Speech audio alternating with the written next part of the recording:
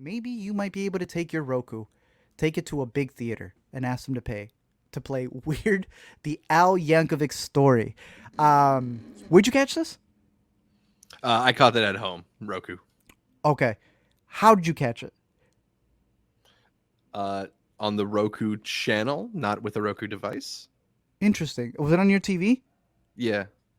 I don't have the Roku channel on my TV No? or the Apple TV or any of that. So I had to get through my computer off of the browser to The connect it to the HDMI. thing to the HDMI. It was way too much, but that's what happens with all of the behind the scenes stuff that we were saying. That happens with Mm-hmm. Roku and the different devices and services that Yeah. fight with each other. But It's the nonetheless, one time that having a Samsung Smart TV has paid off for me.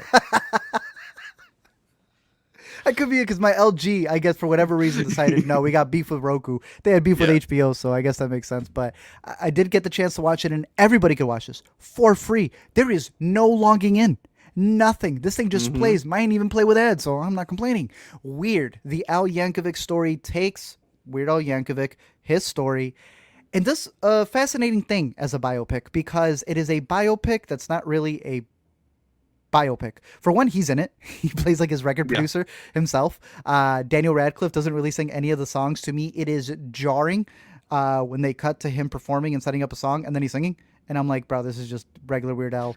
And it's Yeah. not Weird Al's recording at that age. You know, it's Weird Al now recording that much older to fit the scene. I don't know. It really stood out for me. Yeah. But it's funny, and I think it's funny throughout. I heard some people saying that the second half isn't as funny as the first half. I think the Mm-hmm. second half just decides to do something completely different and says, Yeah. "This biopic that you thought you were on, we're gonna take it on a right turn. We're gonna like Tarantino it almost to a degree." And I appreciated that, and I thought that the humor that they're carrying at the beginning of the movie stays throughout, and it was fun to see the little cameos. Be it at pool parties or just different characters who Yeah. came in, that I thought As some it kept it lighthearted for the most part. Yeah, something interesting about that. I was reading in an interview with, again, I was fascinated. So I was reading up on the Roku executives. They made the decision to ultimately film this movie in Los Angeles rather than filming in Canada, which a lot of movies do, to film a little bit more cheaply. And one of the reasons they decided that is they realized it would be much easier to get people to do cameos if it was in LA and local. So that definitely is one of the things that played to this movie's benefit in the end. Wow, that's a Yeah. good fun fact. Interesting. Okay, because there are scenes where it's literally just a bunch of celebrities for what Yeah. 10 seconds, Yeah. in makeup doing a bit. It is a movie that feels like a very long sketch sometimes. Like it's not Hmm. you're not like getting into scenes and you can tell like they just like, Definitely. cleaned up somebody really quickly. It's like sketch level makeup and Yeah. production.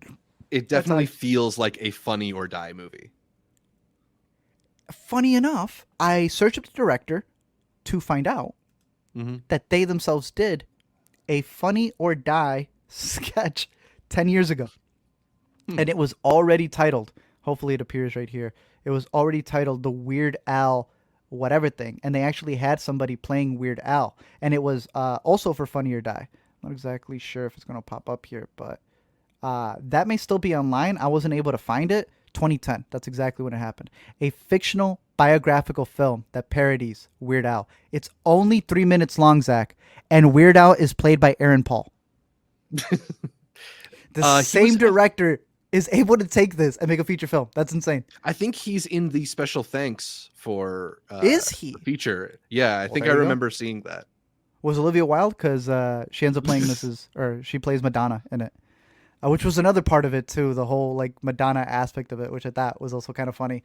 Oh, that's But funny. again, those would be all spoilers if you don't know his true story.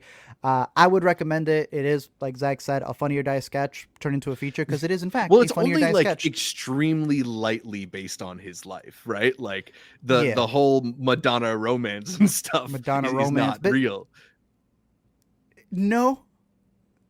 But it sounds like he's trying to say something about something that may have happened behind the doors in the industry. Um, the Beat It storyline.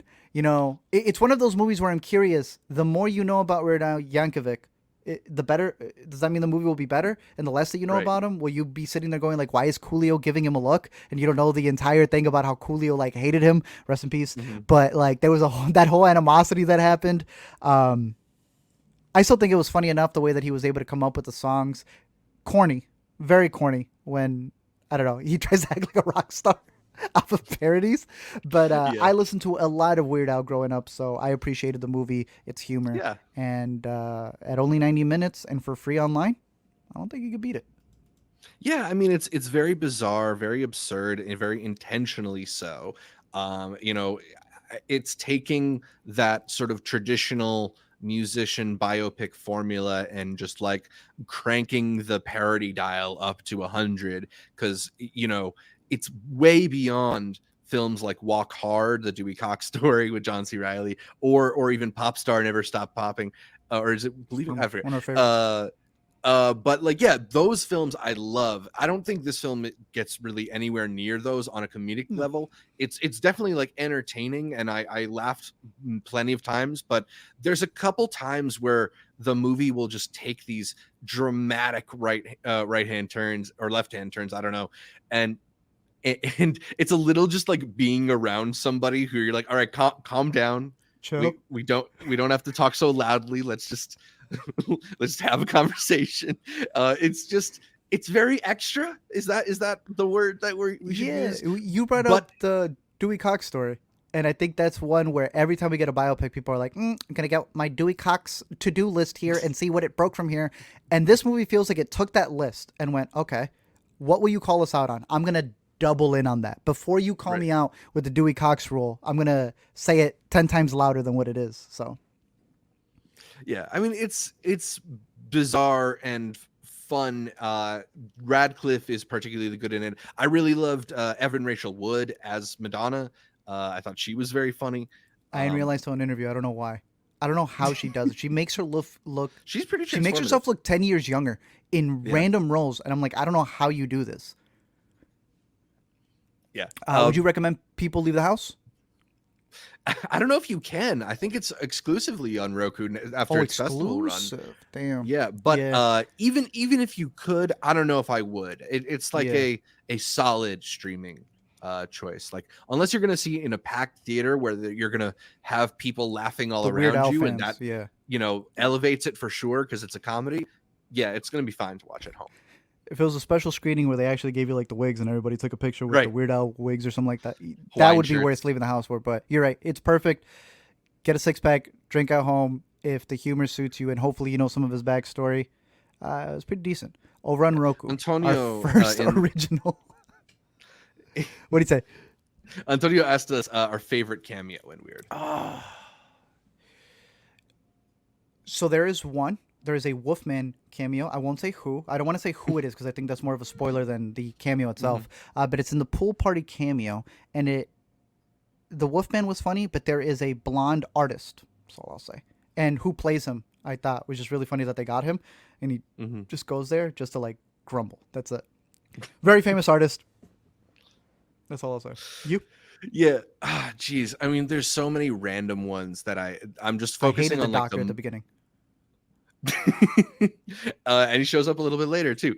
Yes. Yeah, that was random. I don't know. Like, my mind is just drifting to like people that I like and not necessarily parts that I liked. Like, I liked seeing Jack Black and Patton Oswalt Quinta, and stuff like that. Quinta, But she's been doing a lot of yeah, press for it. that what that's the right choice That's the right right one. there. Quinta was really Patton was fun. also in the original short, so I think he's like one of the very Ah, few who made it over. nice. Maybe Paul Shear was in it, but I don't know. So yeah, I'm curious to see what other people's cameos were, or what other movies they would recommend on Roku. I don't know if there's other Roku originals. Maybe one of the Quibi ones popped and we just never gave it the time of day. But it will I not like be the Reno first Roku. 911. Is it decent? Yeah, it's always been decently funny. Tom Lennon. All Oh, right. Tom Lennon was also very funny and weird. Another Was Roku it? connection. Yeah. All right. Very nice.